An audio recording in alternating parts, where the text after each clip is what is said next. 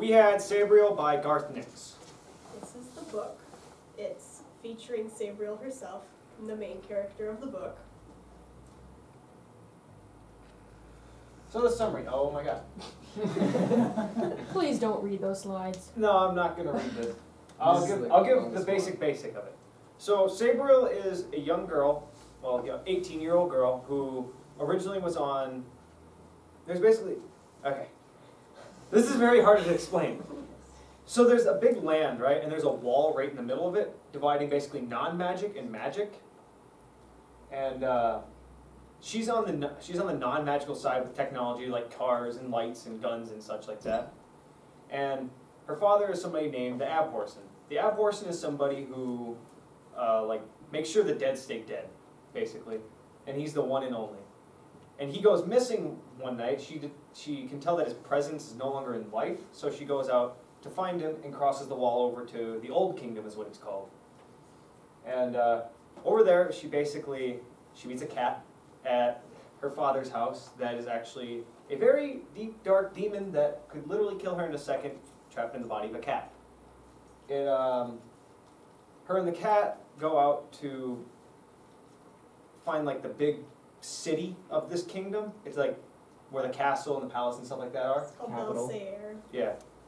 And on their way over, they fall into a pit called... It was just like a big pit. It was a sinkhole. It was called something. I can't. But in there, they find a guy made of wood on like the mast of a ship, and when they go into, she reaches into death because she knows that he's alive still, but he's not alive. If that makes sense. He's made of wood, but he's still alive. And she brings him out, and he turns back to normal, and he calls himself Touchstone. Then her, Touchstone, and Mogget, which is the cat's name, they travel out to Belsair, right? Mm-hmm. And when they reach there, they have to go like retrieve the Abhorsen's body from like this reservoir. So they get to this kingdom, Belsair, and they stay the night because it's been a harrowing journey. They're very tired, and so they spend the night in the city, and they make their way to this reservoir that's like underground, super dark and scary, full of dead things that try to attack her and kill her. And she finds her dad's body in like a diamond that protects him, and so she goes into death, which is like a different realm, which I can explain better later. And she goes to retrieve him through several gates in death and brings him back. And there's this evil guy called Carragher. He is set out to just kill everything and everyone. He's like the main antagonist of the book. So once she brings her father back from death, he sacrifices himself to save Sabriel and Touchstone. In the process, he also kills Mogget. They travel back to Belsair, and they have to take this plane called the Paper Wing and fly back to Alcestir, which is the New Kingdom. The Paper Wing is literally a canoe with like with paper wings That's why I on don't it. trust Gary with a remote. Yeah, with paper wings on it. Here, And it has like the shape of a bird to it though. And It has like a beak and eyes and stuff like that. It's like painted on like what an eagle would look like pretty much. And like the magic in it kind of gives it like a little bit of Personality. yeah, like personality to it. Like it doesn't want to fly at, they don't fly at night and stuff like that. And if it does, you're most likely gonna die. Okay, so in order to end Carragher's life for good, they have to find his body, which is, his physical body is sealed in like a casket underground, protected by magic, like, I don't know, magic force field. Yeah. That's a good word to describe Charter it. marks. Yeah, Yeah, charter I mean, marks. Yeah, pretty much. Okay, and then turns out she doesn't have enough power to open the casket and kill him, so she has to gain the help from her friends from school. Before, in the beginning of the book, you find out that she's in school and she has to leave school to go help her father, and so she gets the help from her friends to help destroy the body.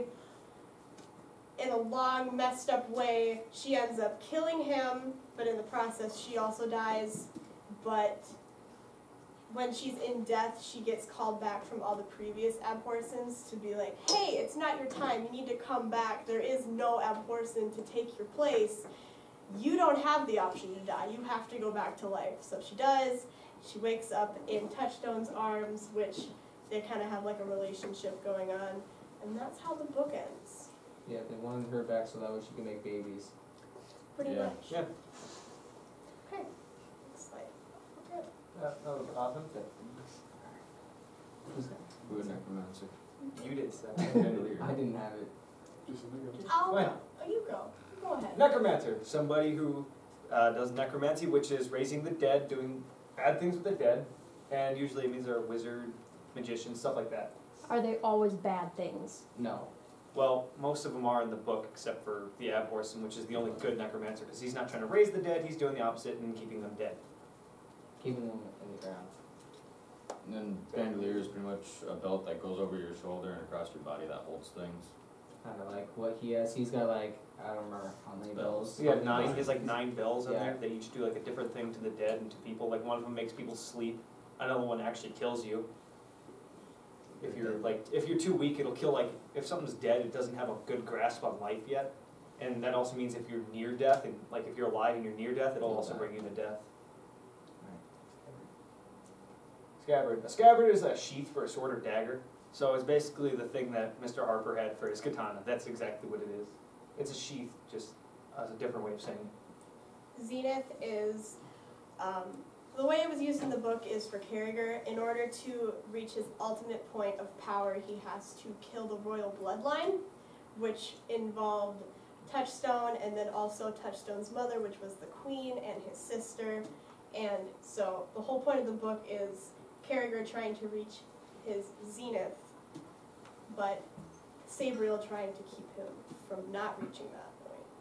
And then Karen, I think is how you pronounce it. It's just pretty much just a pile of stones. Usually you do, like bury a family member or a friend, and you just put them on a hilltop or somewhere, and just put a certain amount of stones on top of where you buried them, and it's just a like little landmark for so you remember where you buried that person. Which is why on the back of our Padlet there are stones on the back.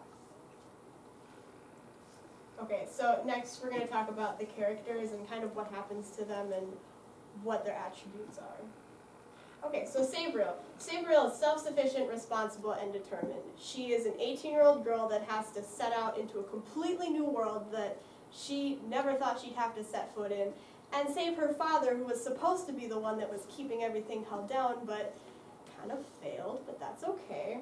So her father goes missing in death, and she, like Garrett said, she feels that his presence is no longer in life. So she sets out to go find him. Along her journey, she encounters many things like the dead. Dead are people or things that are dead that come back to life.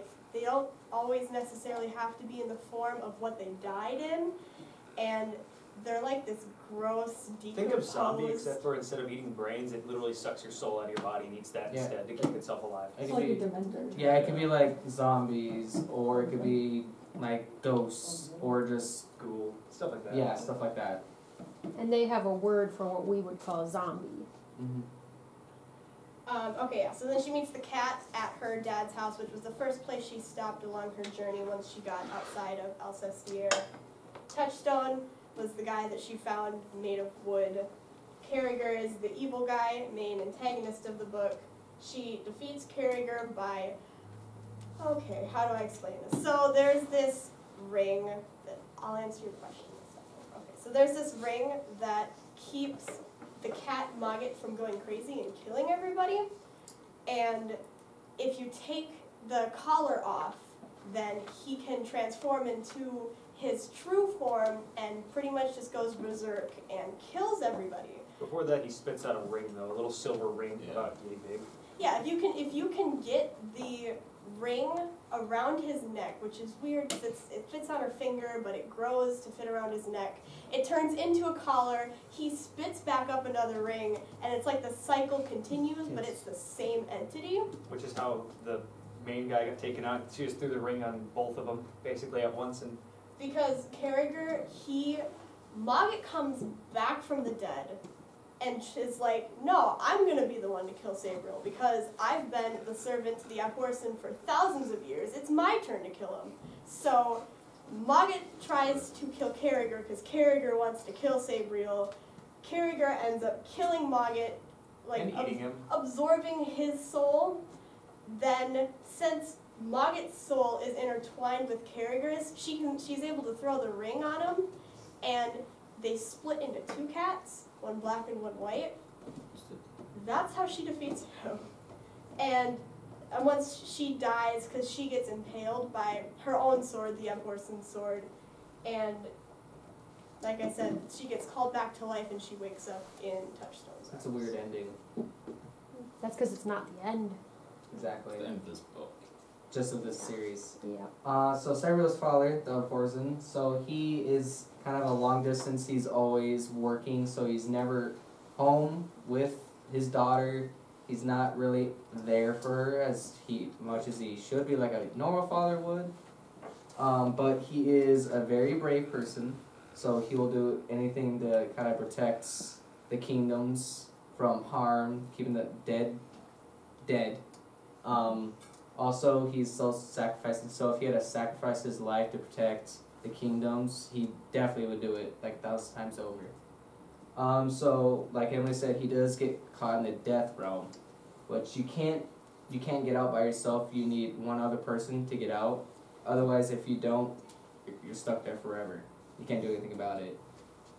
And so, just like Emily said as well, he does sacrifice himself to save Sabriel so that way she can continue on, because he's starting to get old. He's not able to do as much stuff as he was able to. And she's a lot younger than him, so she's able to do a lot more stuff, and she has capabilities of actually taking his place, and he doesn't have to worry about her dying so fast because she's so young. So she still has a long ways. So this person, is it passed down from generation, or does the person who is it choose who's going to be next? It's passed down. It's passed down. So say if Sabriel was going to have a son or daughter, that person would be the next person once she passes away or gets way too old to do anything. Or it's a blood relative. Yeah. The Along with oldest that, kid if they had a kid? Who's So- the oldest? So if Yeah, you you weren't, can so have say if Sabriel and Touchstone were not able to have a kid, they would, if she had another blood relative, she would be able to make that blood relative the Upworsen. But if she doesn't, then And that's the next book. yep. Oh. We don't know anything about the next book. When he so. said needed somebody else to pull him out of death, he was already dead and he only had limited time. He had 100 heartbeats is how it was said in the book. So he was basically on a little timer. His heart was on a timer until he was dead anyway. So it was He was basically like- sacrifice or die a little bit later. Yeah, I already had probably more than 1 foot in the grave. Probably had over half his body in the grave already. And then Mogget, he was a free magic spirit thing that turns from a cat to this monster that eventually gets killed and then brought back after the ring goes on Carragher. And then if you've ever met my mom, very similar to my mom with the sarcasm. And then in his cat form, he's good and doesn't want to do harm to people. He's just seems like it because of how sarcastic he is. And then he was pretty much captured with the ring by one of the very first Upworsens, and then kept alive since then. And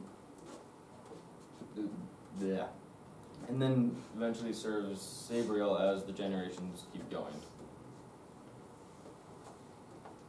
Okay, I had Touchstone.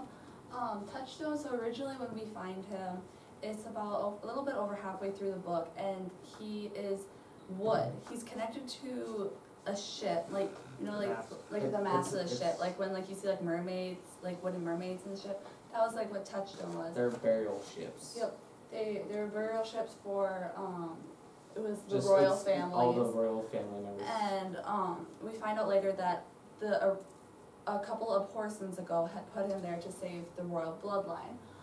Touchstone was a bastard prince to the bloodline.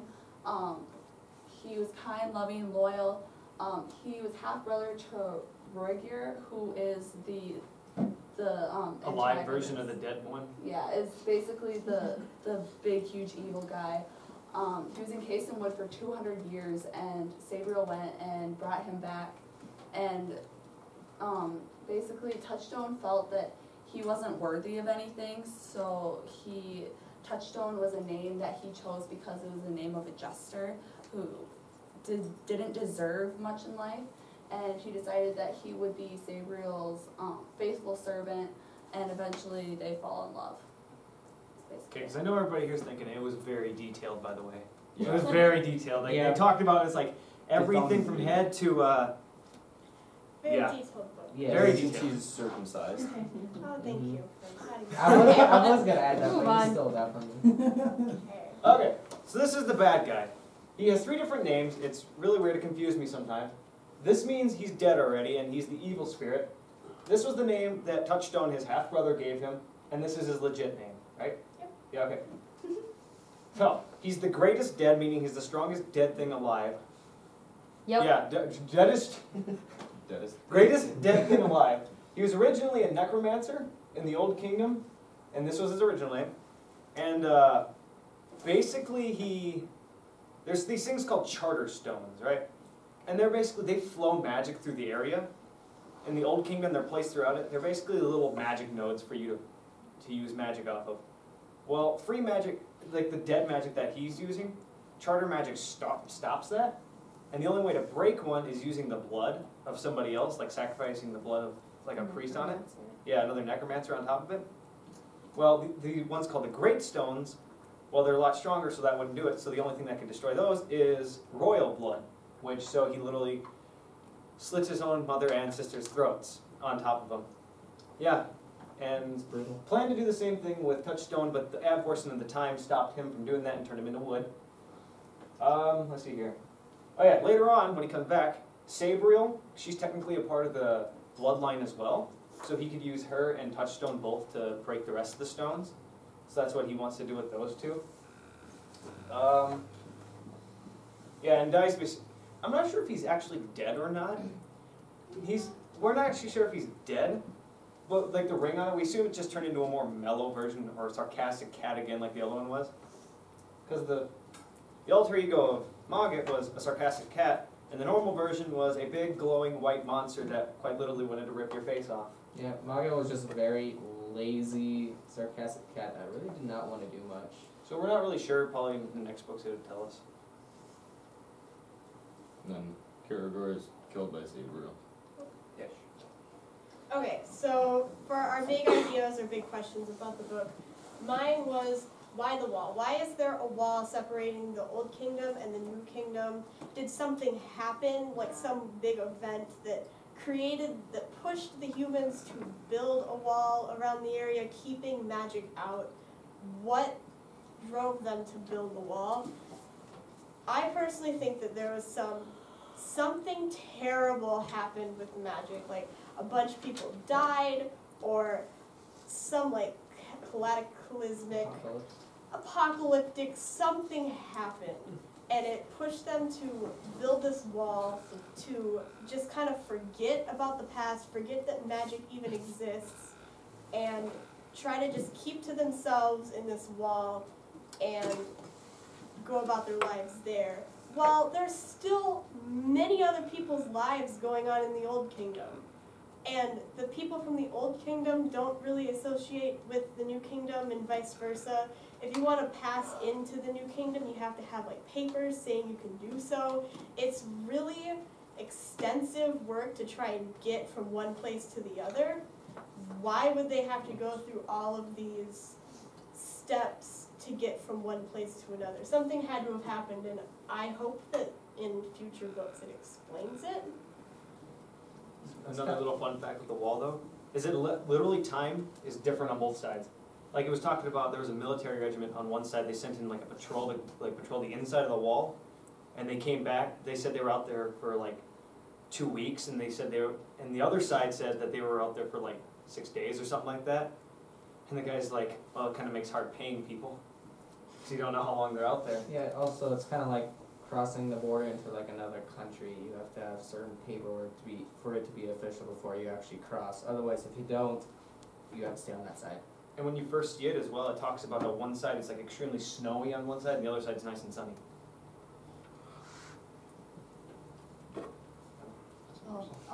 Sabriel's life change. How will Sabriel's life change after she comes back from death? How will it affect her relationship with Touchstone and her peers? Mostly, so dying is, in the book, is like an experience, like it changes you. And I feel like, I don't know how to explain this, but like, so like, it explains when Sabriel goes into death, she always is like cold in like actual life, and then in death, she's like, it's fine, and like time just kind of slows down. But like, she had died, and like that's a really traumatic experience, and coming back to everything that happened during the battle between her and Carragher. A lot of her friends died, a lot of, her dad just died, like she just lost her father. Like I would like to see in the next book how like they pick up the pieces with her and Touchstone and how they make their community back to the way it was. Basically, everybody died at the end of the book except for like 3 people. Mm-hmm. It was kind of a not really happy ending. It's like, oh look, my friend just died. Other people would think she's asleep, but I can detect death, so she's dead. One of the guys that you meet early on, he's like a No, I think he's a colonel. colonel or something like that. He's a guy that you like talk with through the beginning and near the end of the book whenever she crosses through, and then he's just like, that's like, oh, by the way, he's dead. It kind of just throws it out there into the side. You're like, oh. He's one of my favorite characters, and then he just dies. Happens to me a lot. Oh yeah, so I did Charterstones. Charterstones, like I said before, basically like magical nodes around the place that they can harness energy from. I said, why are the Charterstones such an important aspect in Sabriel? Why would it be a bad thing if they are destroyed? And why were they built? I believe they were built to like keep death in death, and so that you can take magic off of them and use it for whatever you need. I think it'd be a bad thing if they got destroyed, because in the book, when she goes up to one that's destroyed, and she says that the connection to death is stronger, meaning things can get back easier into life. Because some things want to cling to life so bad that they actually can get back through, and this makes it easier for them. What about them is important? Well, it keeps the dead dead. Why and what? Why did Carragher want to destroy them? Because he's already dead, and it would make him stronger, and you can't use charter magic if there's no... power hungry. You can't use magic against him if there's nothing to get magic from. He's using a type of magic called free magic, which is like... He's using a type of magic called free magic, which is basically a more unpredictable, a little harder to control, which is why like the charter magic, basically it's like symbols in the air that you can picture that channels the magic. And free magic is just like fire. Except for, instead of going fire, it's probably like, oh, it ended up over there. So it's unpredictable. Watch your gestures. If she goes further back there, she's not on camera, but she's also at risk of getting smoked by you. Sorry. Why and what does Maggot do for the Aborsons? He ends up giving Sabriel a ring in the beginning because he kind of predicted that he was going to have to change his forms and have his collar taken off in the paper wing. Yep. Yeah, in the paper wing, and that's when you figure out what his true form is, other than the cat. And she had used the ring to get him back into the cat form. And then, what's the purpose for Mogget to be with the Aborsons? I personally think that Mogget's just like a servant thing for him, that they wanted to have help. Then why is this important? Because it's important because of Mogget is pretty much a protector of the Aborson, and it helps guide all the Aborsons through their quests or whatever you want to call them. Do Mogget and Sabriel get along? Kind of in their own sarcastic way. Yeah, they're very, very sarcastic too. It's like a love-hate relationship. It makes the book entertaining. It does. Okay, so what happened to Belsair? So this is like the pretty much capital of the Old Kingdom. So like Emily said, a big event might have happened because it was this huge, giant, bustling kingdom with lots of people and activity. Well, all of a sudden, for some reason, it shrunk down to maybe about a large village instead of a kingdom, and it doesn't explain what happened. So it's like we were talking about, like it could be like an epidemic that happened, that maybe a sickness, or just the dead invaded that kingdom and they couldn't stop it in time to save this entire kingdom with all these people.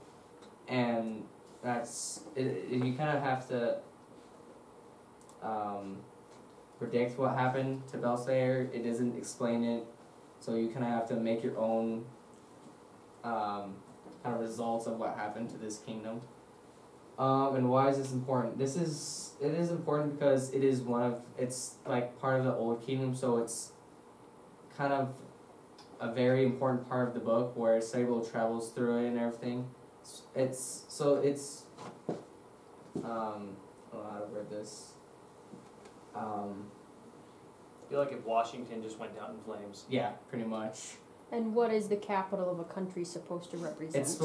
It's power, it's It just ability to protect So when Belisar doesn't have that anymore, what does that reveal? They can't really protect the citizens, or they can't say that they need to do certain things like they were able to. So they can't say we need to build more houses for people. Well, they don't have the power for that anymore. So without that power, they can't expand again and be able to put new fortifications up and protect themselves again. So without this power, they're kind of helpless, and they have to protect themselves. A lot of their people were in poverty. So a lot of the city was abandoned because there were so many undead that were alive, and so there would be scavengers who would go to the old houses to go steal stuff from those houses. Well, the undead didn't just let you pass, so the undead would come and attack you and kill you. So they used some of the poorer children to distract the ghosts, so the ghosts would kill the children, Human so they bait. could go get the They used the children objects. as human bait, so that way they could steal the food and get out of it. I thought you said human bait. Well, I mean, Yeah. Kind of. I You mean, want to cook them first. Another, one of the reasons it might have fallen though is because the entire royal bloodline died basically, so they had no leaders. they had no authority. That and their magical stones have now Broken. So they have. Yeah, we need Slap. to get going, guys. Yeah. We've wasted over half the class. Well, this Did is all of you have a big idea there? Yeah. Yeah. okay, so we had 2 good critic responses. There were a lot of bad critic responses, but they were made from people just kind of like us that read the book and was like, oh, I didn't really like it because I just didn't like it. So I found ones that tried to get more into the idea of the book. So the first one says that it was an enjoyable book. It just took a while to immerse myself into it. I completely agree with that because the beginning of the book, it just throws you into the fray, and it's like, I don't understand what's happening. And as you continue to read, you kind of understand how things start to work. And It expects you to know a lot of the terms that you most likely don't know. Oh yeah, there was a lot more terms that I did not even know how you pronounce them. The other one was Sabriel has a fast-paced drama, vivid descriptions, excitement, and humor. Packs petrifying zombies too. What more could you want? I would perfectly agree. I would honestly recommend this book because it was kind of like that at the beginning. You were like, it seems kind of like one of those books that just seems to be really slow. But the longer you got into it, you're like, oh, this is actually pretty cool. You guys read Harry Potter? Is this similar in any way? Yeah. Is it better kinda. or worse? It's like Harry It's Potter not as good and as Harry Narnia. Potter. I don't know. I haven't read any of them. It is not as good as Harry Potter. I will stand by that until the day I die. Well, it's also the first book. If too, you- so- also love Harry Potter. It's also if you kind of want a humorous book as well. This is definitely. I wouldn't match them together because they're both kind of they're both very, very different. I They feel both like there's have a lot of magic, but similarities. Yeah, though. there is. Yeah. there is ish, but I mean if you read the book, I mean, if you just read the summary, you're like, oh yeah, okay, I get it. But then when you actually read the book, you're like, I have no idea what's okay, going on. it's a complete 180. It's not. You- I wouldn't. you're not quite sure how to if you were to mix those two together. Do any of you plan on reading any of the other books? Yes. Thanks. I hate reading, so I do too. the fact that I'd like to read the next one says so. Yeah, considering I'm actually willing to read another book says something. Right. That's it. Does anybody have any like final questions where it's like, I know this is super confusing. It's just a really long book as well, so Yeah, I was super How long is confused. How many pages? it's like over 400 something. Okay, hold on. Yeah, though. but That's there's because you small print, have the little tiny copy. If you had it in the regular size pages, it's right around 200. Yeah. This book is the longest one in the series. No, the third book is the longest. But But this- this is the second longest book. You also gotta remember How many there's books are in words, the a lot of series? words in there you don't know how to say or know what they are, so. There's 5 books. I think Ms. Lumford said they were coming up with a new one, or he's coming out with a new one, didn't you, or no? Or Yeah. you say he just came up with it? Just came out with a new one, and I read it like a week and a half ago. Was it good? How long did it take you to read it? 2 minutes. No, I listened to the audiobook while I did other things, and the audiobook for that one was just under 10 hours, which is pretty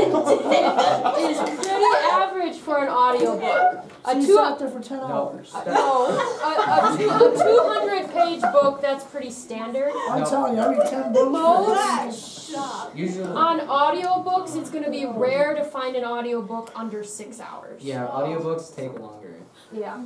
It would have been faster if I just sat and read it. If I sat and read it, it maybe would have taken me 3. 3 days? 3 hours? 3 hours. 3 Tim, minutes? Tim, it takes 3 you hours?